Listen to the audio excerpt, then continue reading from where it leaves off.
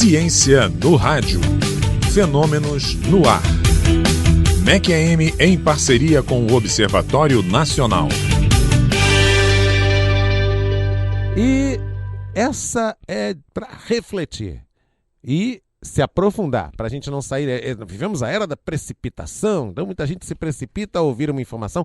Preste muita atenção nessa entrevista ao Conselho que eu dou para refletir e a gente poder se aprofundar no assunto. As estrelas gigantes ricas em lítio podem mesmo ser uma nova fonte de compostos orgânicos na galáxia, gente. E esse é o assunto da nossa parceria entre o Observatório Nacional e a Rádio MEC-AM nesta quarta-feira.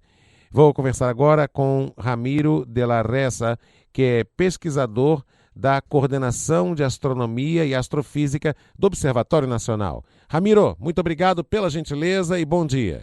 Bom dia, Marco Aurélio. Pois é, vamos contar para o ouvinte de que maneira, ou como que os cientistas descobrem que uma estrela tem fortes probabilidades de ser fonte de compostos orgânicos. A primeira coisa, Marco Aurélio, é saber que as estrelas são a fonte da vida, é decir, a fonte do material a partir do qual a gente está feita. Essas estrelas são estrelas com massas de tipo do Sol que morrem, todas elas morrem um dia e quando morrem jogam esses elementos orgânicos no meio interestelar. Agora, a nossa descoberta foi de que uma segunda fonte pode estar formando os elementos orgânicos e ejectando também na matéria interestelar. Então, e aí de que maneira, com que tipo de metodologia se identifica estrelas com essas características? É relativamente simples, basta observar as estrelas com um satélite que permite observar os espectros em próximo infravermelho. Por que no próximo infravermelho? Porque nesses comprimentos de onda aparecem as assinaturas dos elementos orgânicos.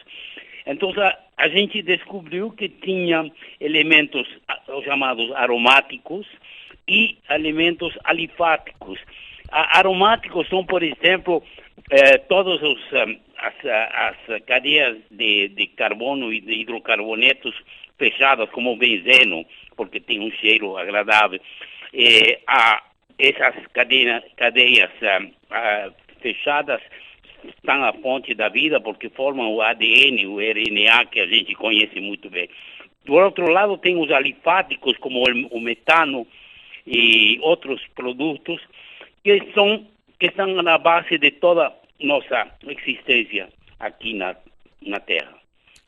Então, no fim dos anos 70, olha que não foi há tantos anos assim, final dos anos 70 do século passado,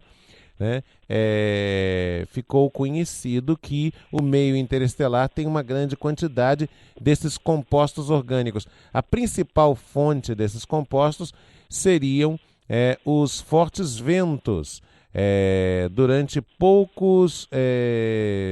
muitos anos, foi sendo descoberto. Milhares de anos, sim. O Marco Aurélio, esse material orgânico que existe no meio interestelar, não só existe em nossa galáxia, existe em todas as galáxias. É decir, é um assunto completamente universal. Está na origem da vida, porque para que a vida apareça em um lugar como a Terra, em outro lugar, teve que ter tido todo um desenvolvimento químico prealável. E a gente encontra esses elementos orgânicos em tempos muito antigos, quando se estava formando o universo. É decir, que a gente teria possibilidades de ter vida em todo o universo e não somente em nossa galáxia. Ou seja, a própria característica das estrelas como fontes desse material orgânico é um indício de que está longe de ser impossível a existência de vida em outros planetas por causa dessa forte presença de materiais orgânicos que, de alguma forma, vão tendo influência sobre os diferentes sistemas semelhantes ao nosso sistema solar, que são os diferentes sistemas de planetas orbitando ou em torno de estrelas, não é isso? positivo.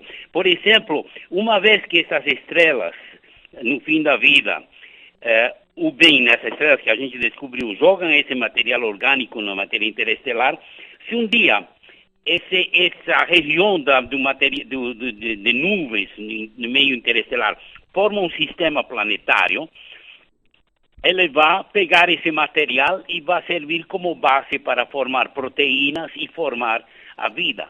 Essa é a importância do negócio. Encontramos que temos matéria-prima para fazer essa vida em qualquer lugar do universo. Basta que as condições sejam apropriadas. Agora, o interessante na nossa descoberta é que esse material parece estar em forma sólida.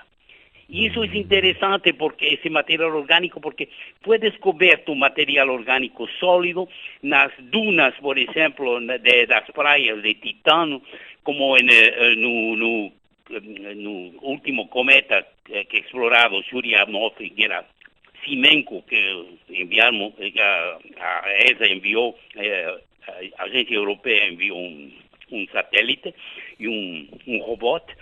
Olha, é interessante mostrar que essa matéria sólida é fundamental que seja sólida para poder resistir todas as pressões e os ventos, etc., que são violentos durante a formação de um sistema planetário.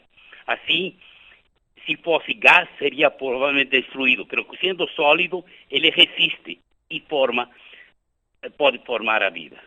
Uau! Então, é claro que aqui eu vou fazer uma viagem no tempo com o senhor, professor, e vamos imaginar, assim, hipoteticamente, o seguinte. Se as estrelas têm essa capacidade de gerar esse material orgânico sólido, como o senhor explicou, ele se torna sólido como forma de evitar que se disperse através dos fortes, digamos assim, ventos na formação desses sistemas semelhantes ao sistema solar, desses sistemas de estrelas e seus respectivos planetas. Aí suponhamos que por todas as mazelas que vivemos aqui no planeta Terra, daqui a alguns séculos se torne impossível viver aqui na Terra, né? Com tantas mazelas envolvendo o nosso ecossistema. Seria, claro que isso vai ser para os nossos tataranetos, mas seria uma hipótese muito, digamos assim, improvável ou até possível imaginar que daqui a alguns séculos a gente possa trocar de lugar, ou seja, ocupar um outro planeta de características semelhantes às do planeta Terra. O que o senhor pensa sobre isso? Marco Aurélio, aí você entra em um tema que é muito conhecido, chamado das fins das civilizações, não? Hoje a gente está vivendo o que chama-se a primeira civilização, tipo 1, que depende da energia do planeta e depende da matéria-prima do planeta. Estamos em uma etapa em que a gente vive do petróleo, do carvão, e ainda não domina toda a energia completa do planeta, não dominamos as energias do terremoto, coisa assim. Só que um dia a matéria-prima da qual se serve a vida ou a civilização vai acabar. Seja pode acabar naturalmente, como pode acabar por uma catástrofe cósmica. Então, o que a gente tem que fazer? Passar a outro estágio da civilização. E passar ao estágio chamado tipo 2, no qual a gente depende da energia do Sol. Porque hoje em dia a gente não utiliza a energia solar. Ela é simplesmente distribuída no meio interestelar sem uso. Então teríamos que construir uma esfera que engloba todo o sistema solar para poder captar essa energia perdida do Sol e captar e concentrar em uma série de planetas. Claro, deixar um buraco para que a energia não consumida seja expelida, é uma questão termodinâmica. Então, olha, tem várias etapas e dentro dessas etapas existe a possibilidade de utilizar energia em outros planetas ou passar à civilização número 3, que significa abandonar o sistema solar e ir para outros lugares da galáxia. Mas essa é uma etapa muito mais difícil porque a gente precisa controlar as viagens interestelares. Ok? Está claríssimo, professor. Professor, muito obrigado mesmo pela contribuição, por ter... Espero não ter sido algo Não, eu ajudei aqui e os senhores são muito bem, porque, claro, alguns termos são mais científicos e tal, e eu tenho certeza que o senhor foi bastante didático, fácil de entender para os diferentes ouvintes, para essa diversidade de ouvintes que o programa Todas as Vozes tem, e agradeço muito sua gentileza e a de sempre aqui desse nosso grande parceiro, que é o Observatório Nacional. Professor Ramiro, muito obrigado, um grande abraço. Nada, um abraço, foi um prazer falar com você.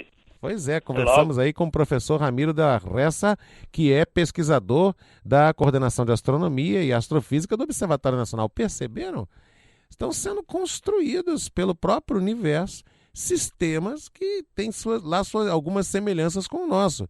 Porque essas estrelas sobre as quais ele falou têm essa capacidade de liberar material orgânico, chamados compostos orgânicos, em forma sólida. E aí isso tornaria a vida em alguns planetas possíveis. Não seres humanos, não pessoas como a gente, mas vida. Pequenos animais, água, né? Que é o principal nessa hora, água, e, portanto, compostos orgânicos em planetas, e não apenas minério. Então, tem muito mais para ser descoberto nessa área.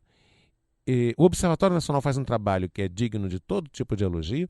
Eu me permiti aqui, que bom que os cientistas do Observatório Nacional viajam junto com a gente nisso, viajar nesta maionese, como dizem os jovens, né? Porque realmente, se estão sendo formados alguns planetas com características que se assemelham em parte às do nosso, quem sabe daqui a alguns séculos, nós não estaremos aqui neste plano para averiguar, já não seria possível uma escapada do planeta Terra, tão deteriorado pelos grandes interesses econômicos, né?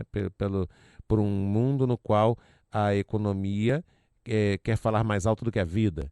Os sistemas econômicos querem falar mais alto do que os interesses das pessoas.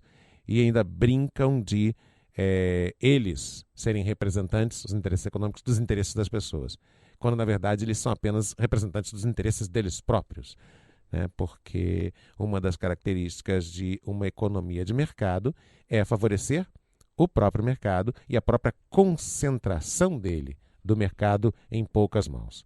Nós conversamos ao vivo aqui na Rádio MEC AM com Ramiro de la Reza, pesquisador da Coordenação de Astronomia e Astrofísica do Observatório Nacional. Nosso parceiro nesse quadro das quartas-feiras, aqui no Todas as Vozes. Ciência no rádio. Fenômenos no ar.